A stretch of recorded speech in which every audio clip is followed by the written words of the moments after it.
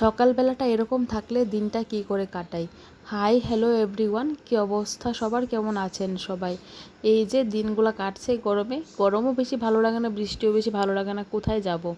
এই পাপাকে এখনও একটু ব্রেকফাস্ট করাচ্ছি, ওকে খাওয়াতে এত বায়না। আজকে একটু পাল্টে খাওয়ানোর চেষ্টা করি, এক এক দিন এক একটা দিয়ে থাকি, কারণ বাচ্চারা মুখ একটা জিনিস খেতে ওদের ভালোই লাগে না।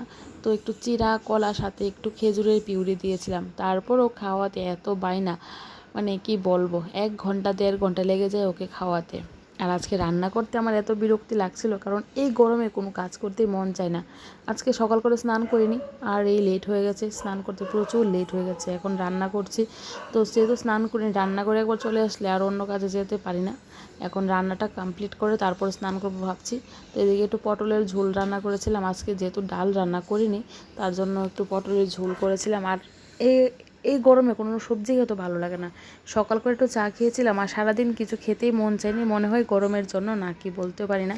তো দুপুরবেলা করে একটু ডিমের অমলেট করে তারপরে তৃপ্তি করে ভাত খেয়েছি। আজকের ভিডিও থেকে বিদায় নিচ্ছি, সবার সুস্থতা কামনা করে।